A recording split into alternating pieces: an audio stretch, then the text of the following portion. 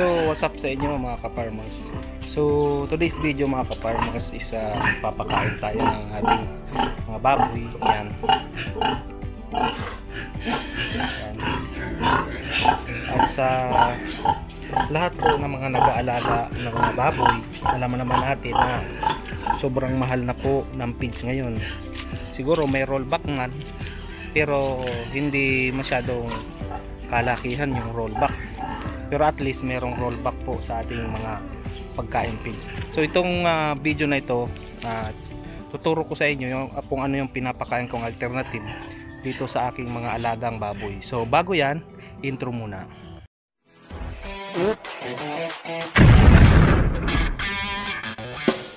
Kunting tsaga-tsaga lang.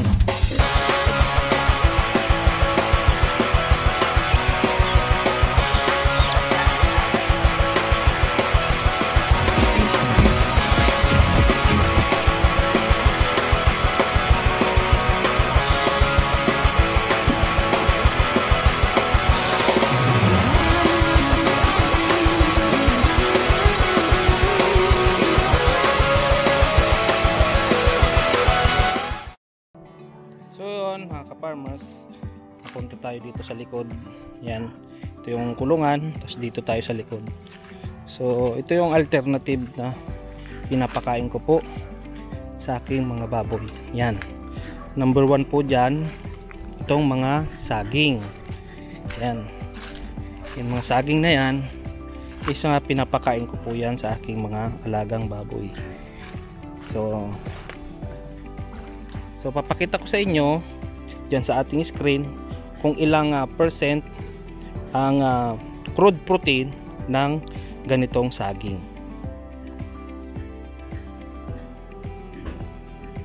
So dito naman tayo mga ka-farmers. Yan, dito sa kabila is meron pa po ako ditong alternative na pinapakain sa aking mga baboy. Ito pong Madre de Agua. So alam na to ng lahat mga ka-farmers.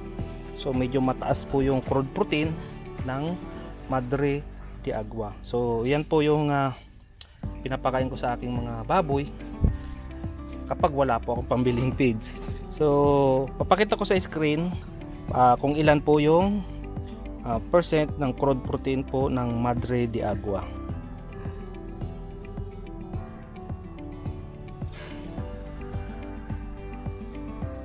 So yun mga ka-farmers, yan, kukuha tayo ng Madre de Agua at saka itong saging, at yan po yung papakain natin sa ating mga alagang baboy.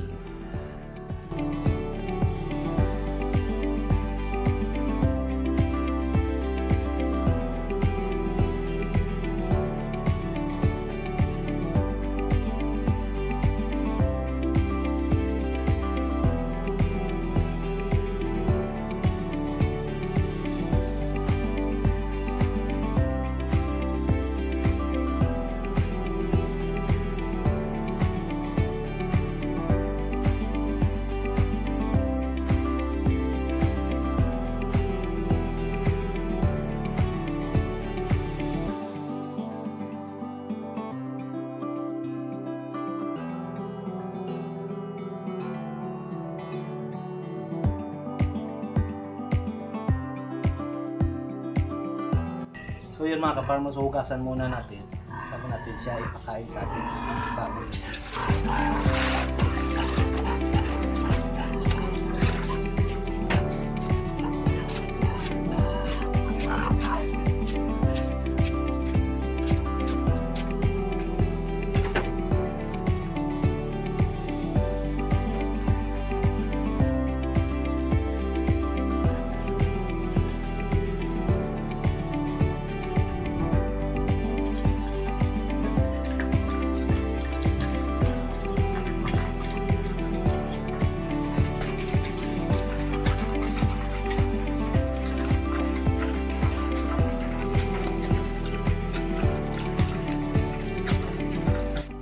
So yun mga ka-farmers, yun po yung dalawa alternative ko po na pinapakain sa aking mga baboy.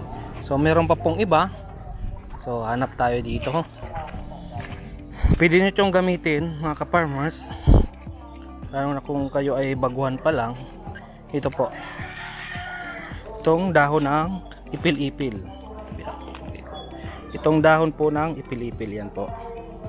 Yan, pwede rin po siyang ipakain sa ating mga baboy, pero advice ko lang po is once a month lang po pwede, lalo na kung partners yung inyong alaga, kasi may deworming content po ito. So bihira ko siya gamitin mga ka-farmers sa ating mga inahin. So ito po yung crude protein niya.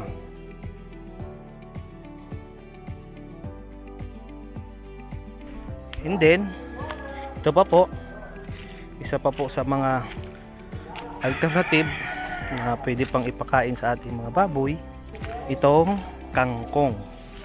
Yan.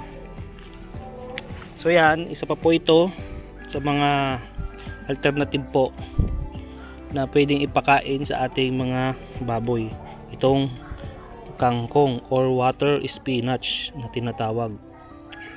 So ito po yung crude protein nya. Yan.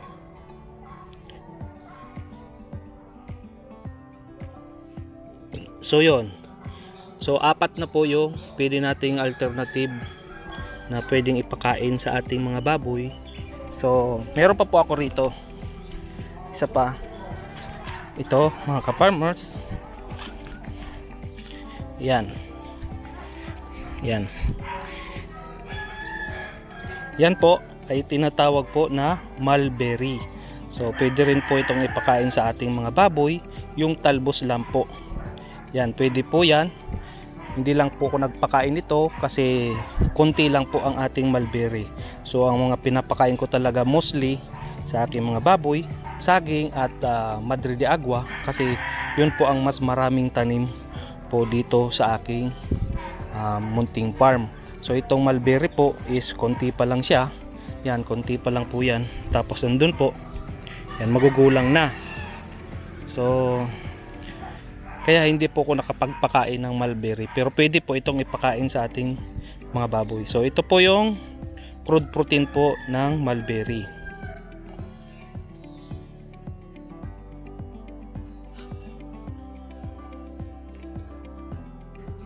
Tapos ito pa po mga ka-farmers, ang isa pa sa pinaka alternative pa po na pwedeng ipakain natin na mura isa sa feeds, itong darak.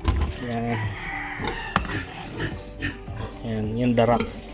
Pwede po natin ipakain sa ating mga baboy, pero wag lang po yung tinatawag na pulutan na darak. Kung kayo ay may inahin, wag po yun, kasi nakakasira po yun sa ating mga baboy. So ito po yung crude protein nya. Yan, darak.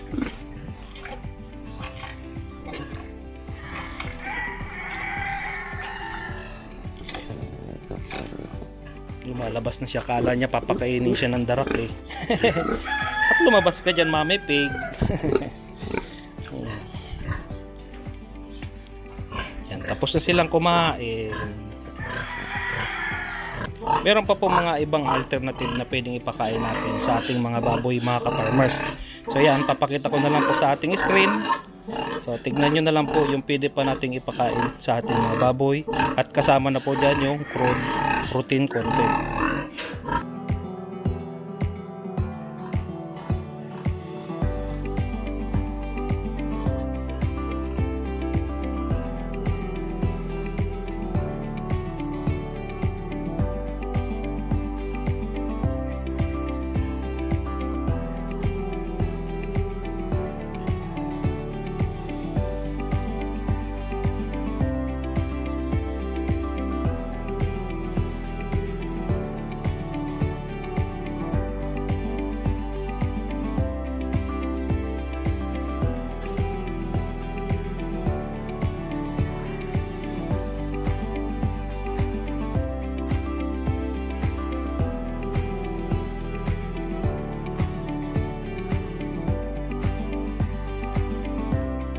So hanggang dito na lang mga ka-farmers. So sana po may natutunan po kayo sa ating video ngayon.